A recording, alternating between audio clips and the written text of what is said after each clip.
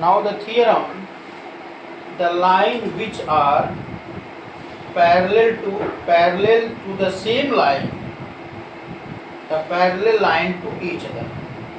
वो theorem पहले हम लिख लें.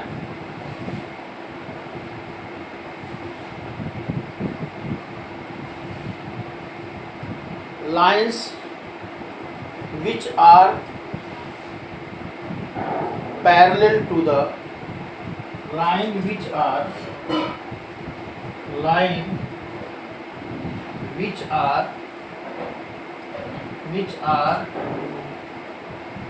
parallel to the line which are parallel to the same line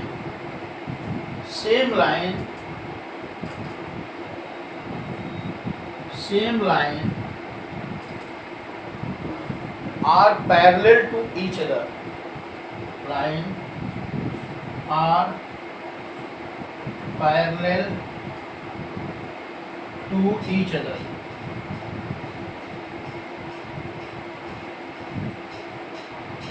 अब इसका फिगर क्या ड्रा कर देंगे. तो आप एक लाइन ड्रा कर लो, ये लाइन M है,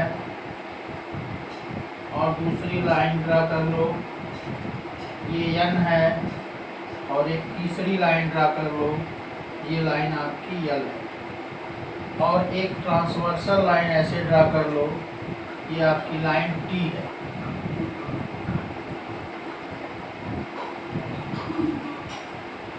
Now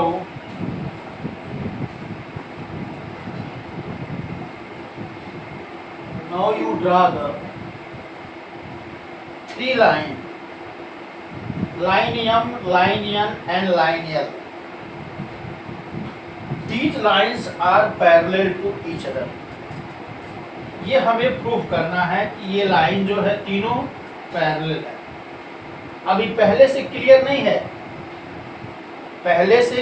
नहीं है कि ये तीनों लाइन पैरेलल है. तो क्लियर क्या है?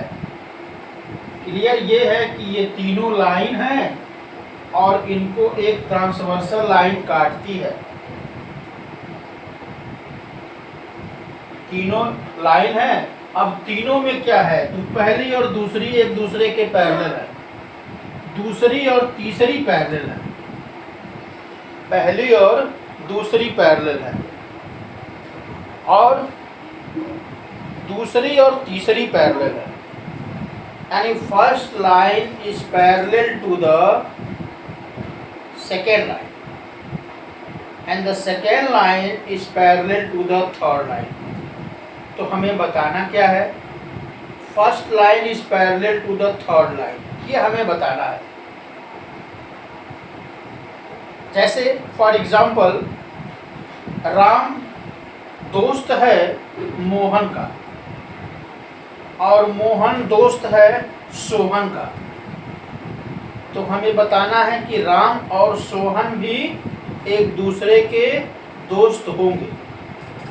वही चीज यहाँ भी है, कि द लाइन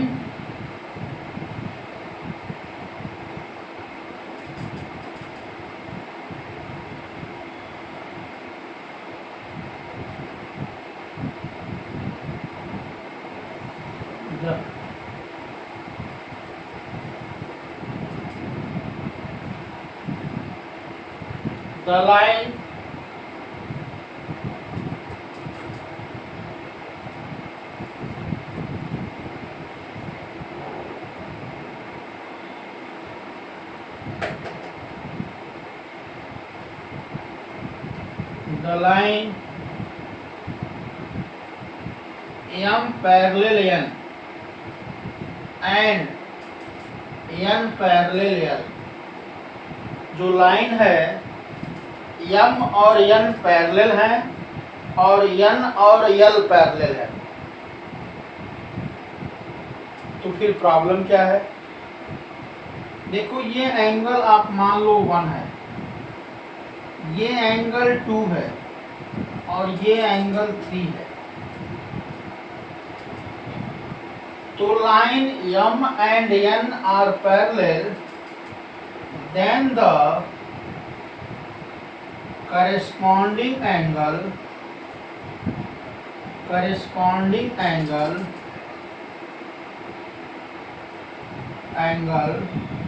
are equal। हम जानते हैं कि अगर हमारे पास लाइन पैरेलल है तो करेस्पॉन्डिंग एंगल इक्वल होते हैं। और करेस्पॉन्डिंग एंगल कौन है? एंगल 1 इक्वल टू एंगल 2, ये फर्स्ट है।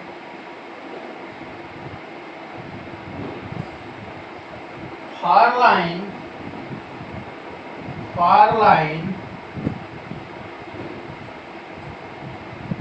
N and L, line N और L के लिए एंगल 2 बराबर एंगल 3 होगा। क्यों? एंगल 2 और एंगल 3 ये दोनों इक्वल होंगे। ये इक्वल क्यों होंगे? क्योंकि ये करेस्पॉन्डिंग एंगल है। दूसरी और तीसरी यानी सेकेंड और थर्ड लाइन को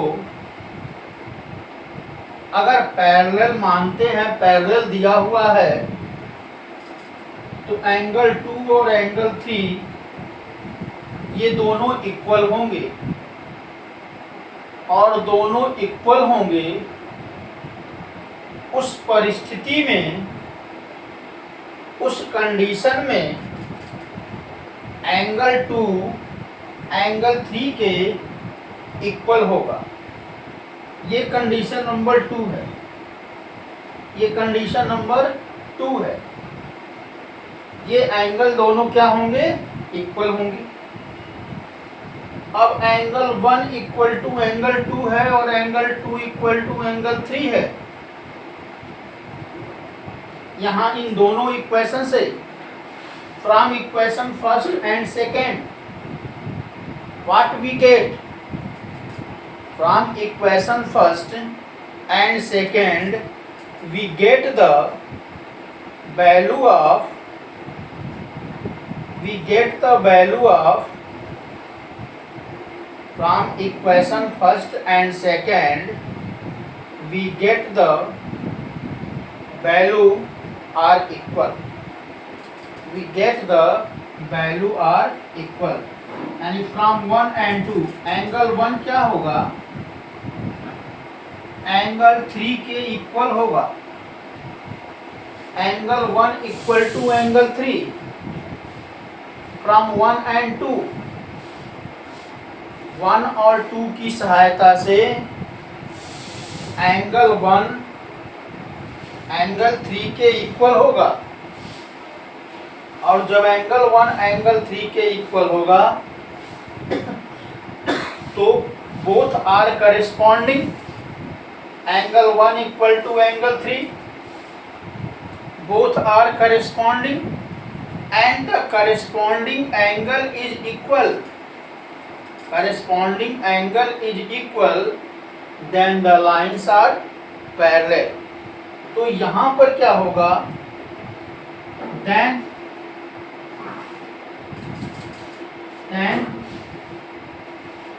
line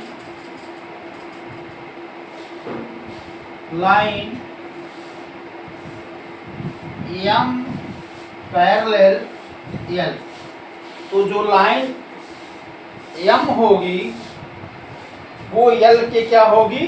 पैरेलल होगी। यानी पहली लाइन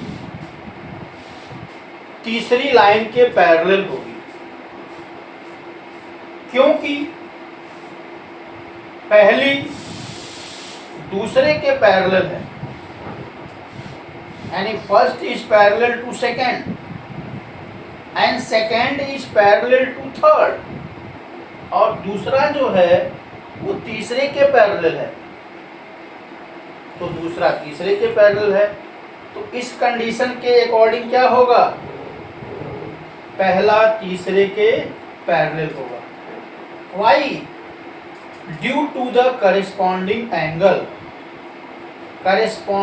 एंगल के कारण करेस्पॉन्डिंग एंगल के कारण ये एंगल इक्वल होंगे। That is clear.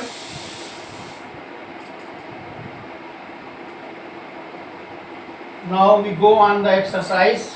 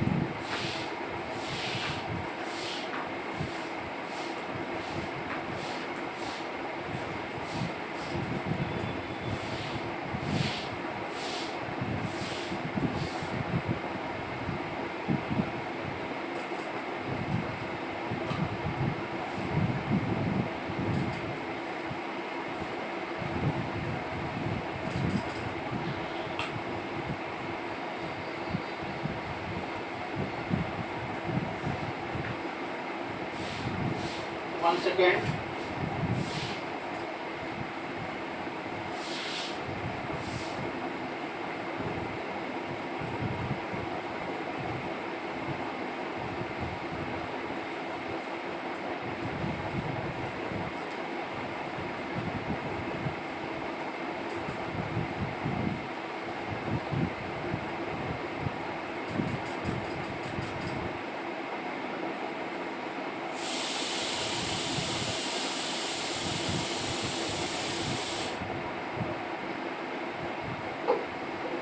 Now the exercise 6.3.